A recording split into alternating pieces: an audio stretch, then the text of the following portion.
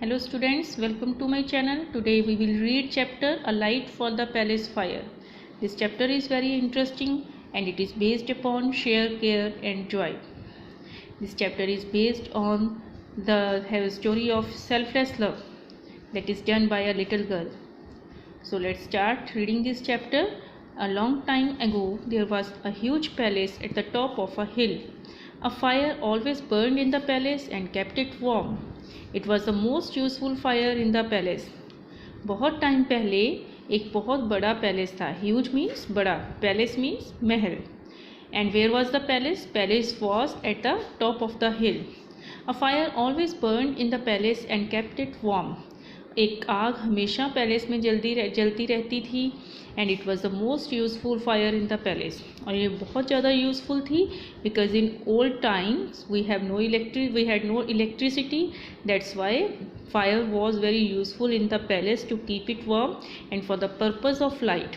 उसे गर्म रखने के लिए और उसमें लाइट रखने के लिए. One day The fire suddenly stopped burning and no one was able to light it again. एक दिन क्या हुआ, अचानक से आग ने जलना बंद कर दिया. People said that the fire had died because the people in the palace were always quarreling. Others said that it had gone out because the winter that year was very cold. अब लोगों ने सोचना शुरू कर दिया कि palace में आग इसलिए नहीं चल रही क्योंकि लोग हमेशा आपस में लड़ते रहते हैं. And some of the people said that winter that year was very cold. That's why fire had died. इसलिए आग बुझ गई. Everyone in the palace was freezing and longed for the fire to burn. अब सब लोग ठंड से सिकुड़ रहे थे और वो सोच रहे थे कि आग कब दोबारा जलेगी. Longed for means wished for. The king ordered his messenger, go down the hill road. If you see fire burning in a house, go inside and ask for some embers to bring back to the palace. Maybe we can light our fire in this way. अब king ने messenger को order किया कि पहाड़ी के नीचे जाओ, अगर तुम्हें वहाँ से कोई भी आग चलती दिखाई दे किसी के घर में से, bring some embers. Embers means burning coal. Palace के लिए एम्बर्स लेके आओ, बर्निंग कोल लेके आओ. Maybe we can light our fire in this way. और शायद इस तरह से हम फायर को दोबारा जला सकें. So the messenger with a big iron lantern for holding coal set off in the bitter cold. इसलिए मैसेंजर ने क्या किया, अपने हाथ में लैंटर्न पकड़ी और कोल लेने के लिए चला गया. और बहुत ज़्यादा ठंड थी. Lantern is a kind of lamp. You must have seen in the old movies. It is a lamp with handle to carry it round. A light for the palace fire, he called. A light for the palace fire, he called as he went. Who will give me some coal to light the palace fire? Now he was saying, मुझे palace के लिए कुछ fire चाहिए. जैसे वो गया, give me some coal to light the palace fire. मुझे कुछ कोल चाहिए पैलेस में आग जलाने के लिए. Here is some glowing coal for you, said a man. But tell the king that I want gold pieces in return of these lumps of coal. अब उसने क्या बोला कि मेरे पास आग तो है लेकिन मैं तुम्हें तब दूंगा अगर तुम राजा को जाके बोलोगे कि मुझे गोल्ड के पीसेस चाहिए. अगर मैं लम्स मीन टुकड़े, अगर मैं कोल के कुछ टुकड़े दूंगा तो मुझे उसके बदले में गोल्ड पीसेस चाहिए. So his intention was not good क्योंकि उसको रिटर्न में कुछ चाहिए था. वो हेल्प तो कर रहा था but he wanted something in return of that help. So the messenger put the coal inside his lantern and turn to go back to the palace. However, the coal soon turned cold and grey, and he had to throw it away. He had to search for burning coal once again. अब messenger ने क्या किया, कोल को lantern में रख लिया और वो जैसे ही घूमा पैलेस के लिए जाने लगा, जो कोल थी उसमें वो ठंडी हो गई और ग्रे पड़ गई. ग्रे मीन्स व्हेन ग्लोइंग और burning coal is always orange. He had to throw it away. He had to search for burning coal once again. अब उससे फिर से बर्निंग कोल चाहिए थी. Then a women called Gina agreed to give him some coal from her fireplace. However, in return she wanted the king to make her father the captain of the guards. The messenger took some burning coal from the fireplace, put it in his lantern and set off for the fire palace. अब उसके बाद वो एक लड़की के पास गया जिसका नाम था जीना. उसने कहा मेरे पास कोल है, लेकिन मुझे उसके बदले में मेरे फादर को कैप्टन बना दो गार्ड्स का। But messenger wanted the fire. He agreed, and messenger took some burning coal from the fireplace and put it in his lantern. Messenger को अब फायर की ज़रूरत थी, वो मान गया और उसने वहाँ से कुछ कोल ली, अपनी लैंटर्न में रखी और फिर से पैलेस की ओर चल पड़ा। Set off means to go. However, soon he saw that the coal from Gina's fireplace was no longer burning. It had turned to grey ash, so he threw it away and set off again in search of some coal. लेकिन कुछ देर बाद क्या हुआ, जो जीना की fire place से उसने कोल लिया था, बर्निंग कोल लिया था, वो फिर से ऐश बन गया। Ash means powdery material left over by the fire.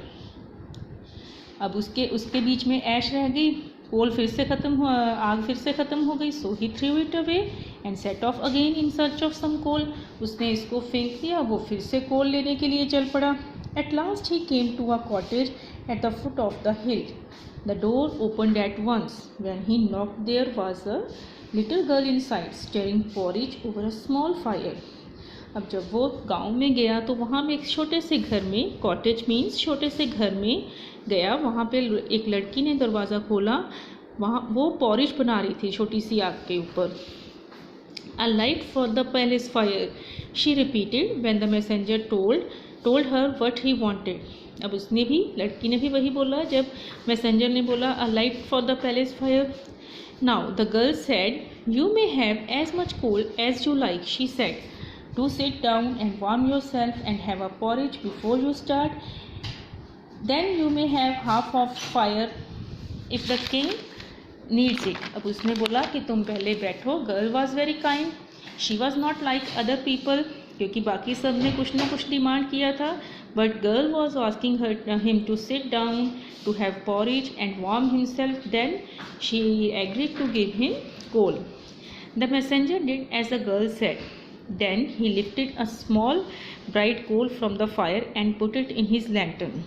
अब मैसेंजर ने वैसे ही किया जैसे लड़की ने बोला, फिर उसने छोटा सा ब्राइट कोल लिया वहाँ से, एंड फ्रॉम द फायर, उसने फायर में से कोल लिया, उसको अपनी लैंटर्न में रखा और चल पड़ा।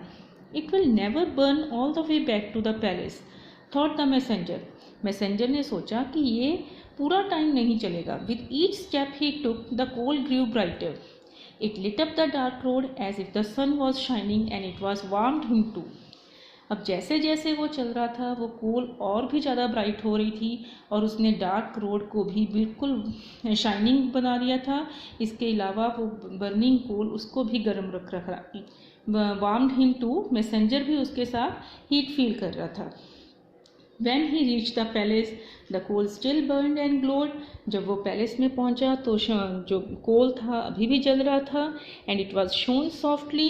As soon as he touched it to grey logs in the fireplace, they burst into flames. जैसे ही उसने इन छोटे छोटे कोयलों को, ग्रे लॉग्स मीन सूखी लकड़ों के बीच में डाला, वो बड़ी बड़ी आग की लपटों में निकल गए। The fire once again warmed the palace folk. They realized that this was because selfless love come with the coal from the little girl's cottage.